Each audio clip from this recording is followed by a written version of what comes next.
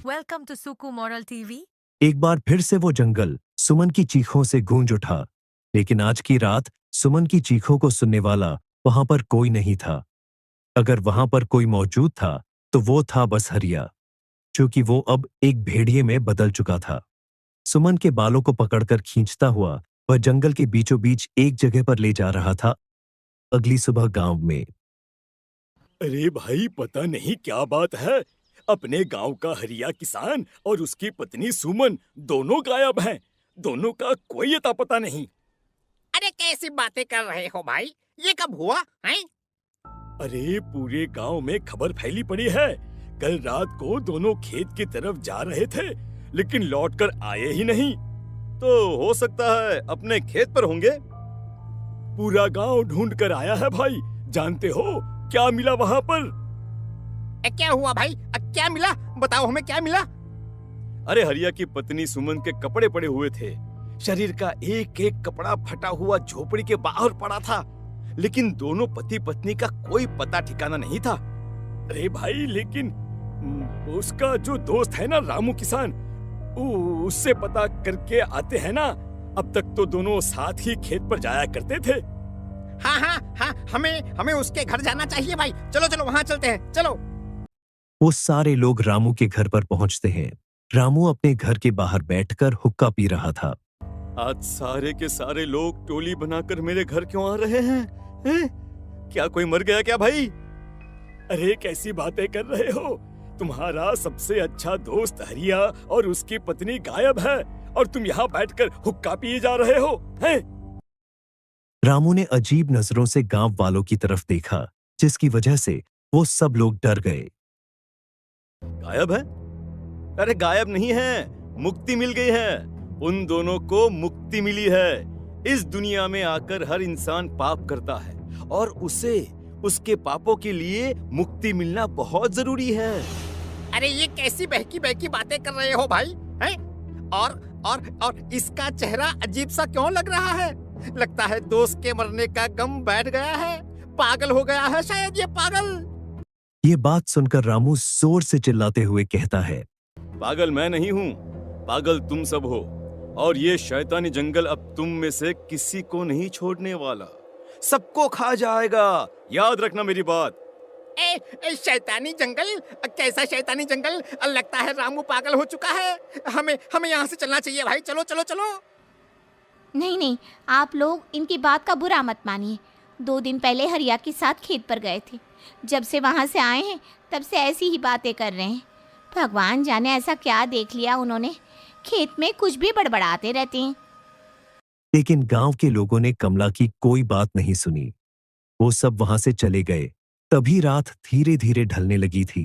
तभी रामू को किसी ने धीमी आवाज से पुकारा, रामू, आ जाओ, मैं तुम्हारा इंतजार कर रहा हूँ। और सुनो, अपनी पत्नी को साथ लेकर आना, नहीं तो काम अधूरा रह जाएगा। ये बात सुनते ही रामू के चेहरे पर शैतानी मुस्कुराहट आ जाती है। वह धीमे कदमों से अपने घर के अंदर आता है। क्या हुआ? तबीयत ठीक है ना अब आपकी? मैं तुझे अपने साथ खेत पर ले जाने आया हूँ, चल। मैं तुम्हारे साथ कहीं नहीं जाने वाली। मुन्ना गहरी नींद में सो रहा है और उसे अकेला छोड़कर मैं तुम्हारे साथ खेत पर नहीं आ सकती।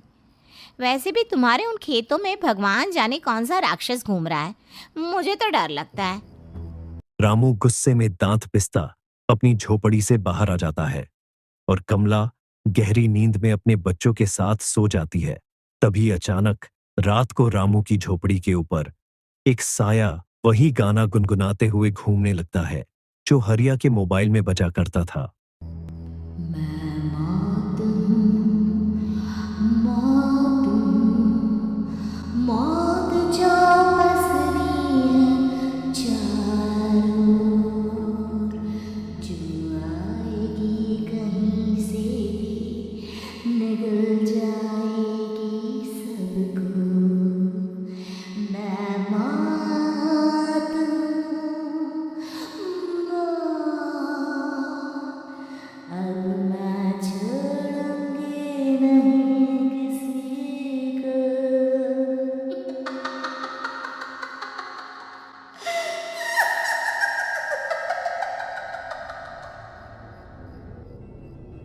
आवाज सुनकर रामू की पत्नी कमला की आंख खुलती है।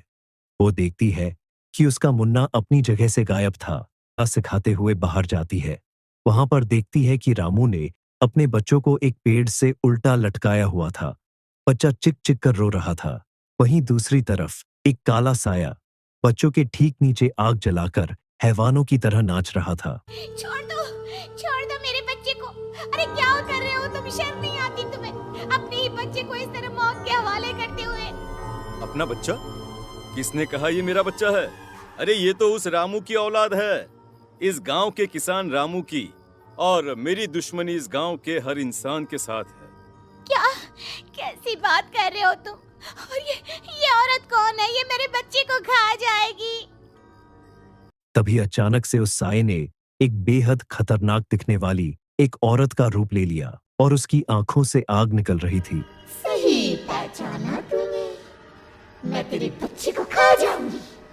अगर तू अपनी इस हैवान पति रामू के साथ जंगल नहीं आई तो मैं तेरे बच्चे को खा जाऊंगी। लेकिन क्यों? आखिर क्या चाहती हो तुम मुझसे? मुझे जंगल क्यों ले जाना चाहती हो? औरत बुरी तरह से ठहाके मार मार के हंसने लगी। और रामू भी। ये तो तुझे वहां चलने के बाद ही पता चलेगा ना। अगर तू नहीं आई तो थोड़ी देर में तेरा ये बच्चा आग में जलकर मर जाएगा। चल जल्दी। नहीं, मेरे बच्चे को छोड़ दो। तुम जहाँ कहोगे मैं तुम्हारे साथ चलने के लिए तैयार हूँ। और उसके बाद उस बच्चे को झोपड़ी में लिटाकर आगे आगे वह साया चल रहा था और उसके पीछे पीछे रामू अपनी पत्नी के बाल पकड़कर उसे घसीटते हुए जंगल की ओर ले जा रहा था। कितनी खूबसूरत हो तुम। आज की रात बस तुम और मैं एक दूसरे के साथ रहेंगे। मुझे तुमसे बहुत डर लग रहा है। तुम्हें क्या हो गया है? तुम तो बिल्कुल ठीक थे। वो होगा जो हमारे बीच होना चाहिए। तो आओ अपने आप को मेरे हवाले कर दो। कमला ने डर की वजह से अपनी दोनों आंखें कसकर बंद कर ली। रामू ने पूरी तरह से चीखकर कमला से कहा, आंखें खोलो अपनी और मेरी तरफ देखो। कमला ने जैसे आंखें खोली, उसने देखा कि रामू एक खतरनाक हैवान में बदल चुका था। कौन हो तुम? जाने दो मुझे। क्या चाहते हो मुझसे? वही जो एक आदमी एक औरत से चाहता है।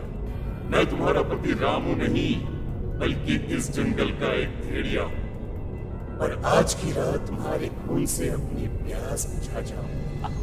और उसके बाद वो जंगल कमला की दर्दनाक चीखों से गूंज उठा।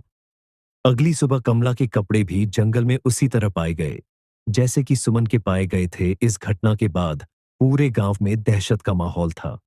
अपने माँ बाप की मौत और इस तरह की घटनाओं को सुनकर किशन अपने गांव लौट आया था। अपने माँ बाप की बेदर्द मौत की वजह से वो बहुत परेशान था। तभी अचानक से अपने घर में खाट के नीचे पड़ा हुआ वह मोबाइल फोन मिला जो उसने अपने पापा रामू को गिफ्ट किया था। अरे कितने प्यार से पापा के लिए मोबाइल फोन लेकर आया था। इसे एक दिन भी काम में नहीं ले पाए। और आखिर कौन है जो गांव में इस तरह की हत्याएं कर रहा है? क्या है इन सब के पीछे? क्या है? मुझे पता करना ही होगा, वरना एक दिन पूरा का पूरा गांव खाली हो जाएगा। इस गांव में एक भी जिंदा इंसान। गांव के लोगों की मदद करने के इरादे से अपने गांव से दूर दूसरे गांव में तांत्रिक के पास मिलने के लिए गया। तांत्रिक बाबा, अब आप ही कुछ उपाय बता सकते हैं। भगवान जाने हमारे गांव को किसकी नजर लग गई है। नजर नहीं लगी है, किसी ने तुम्हारे गांव को बद्दुआ दी है। किसी सताई हुई आत्मा का प्रकोप है, और अब वो पूरे गांव में किसी को नहीं छोड़ेगी जब तक उसकी आत्मा को शांति नहीं मिल जाती। अरे लेकिन ऐसा कौन है बाबा? किसकी आत्मा है और कैसे मिलेगी उसे शांति? मौत है, मौत कहीं से भी आएगी और सबको निगल जाएगी। इससे बचने का सिर्फ एक ही उपाय है, लेकिन उस उपाय को करना आसान नहीं होगा। जो भी उस उपाय को करने की कोशिश करेगा उसकी जान जा सकती है। भले ही मेरी जान चली जाए, लेकिन मैं अपने गांव के लोगों की जान बचाने की पूरी कोशिश करूंगा बाबा। तो ठीक है, फिर अगली अमावस की रात जैसा मैं कहता हूँ वैसा ही करना। अमावस की रात तांत्रिक के बताए अनुसार अपने साथ केरोसिन लेकर जंगल की तरफ चल पड़ा। उसके हाथ में देवी के मंदिर का सिंदूर भी था। किशन जंगल के बीचों बीच पहुंचा। यह देखकर उसकी आंखें फटी की फटी रह गई। वहां एक उबलते पानी का तालाब था और कई सारी लाशें पड़ी थी। किशन के माँ बाप की लाश भी वहीं थी। माँ, बापू, क्या हो गया ये? क्या हो गया? तभी वहां पर एक औरत और आदमी आते हैं। उन्हें देखकर किशन चौंक जाता है। गोपाल काका, आपकी तो 5 साल पहले मौत हो गई थी। और निर्मला काकी, आप?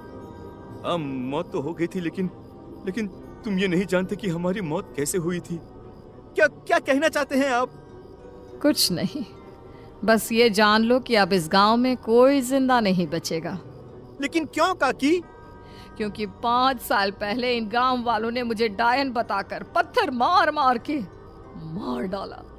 मेरी कोई गलती नहीं थी। गांव का एक बच्चा क्या लापता हुआ, सारा इल्जाम मेरी पत्नी पे डाल दिया। और जब मैंने निर्मला की जान बचाने की कोशिश की तो मुझे भी मार डाला। आपके साथ ये बहुत गलत हुआ काका, काकी, लेकिन आप जो कर रहे हैं वो भी सही नहीं है ना? तुम यहाँ से चले जाओ वरना तुम भी नहीं बचोगे। हमारी आत्मा पिछले 5 साल से मुक्ति के लिए भटक रही है। चले जाओ यहाँ से। मौका देखकर किशन सिंदूर उन दोनों के ऊपर डाल देता है। उनका शरीर जलने लगता है और वो भयानक तरीके से चिल्लाने लगते हैं। अगले ही पल किशन उनके ऊपर केरोसिन डाल देता है और वो दोनों जल जाते हैं। किशन अपने माँ बाप और दूसरी लाशों का अंतिम संस्कार करवाता है और अपने घर लौट आता है। लेकिन वो अभी भी इस बात से अनजान है कि मोबाइल अभी भी बज रहा था।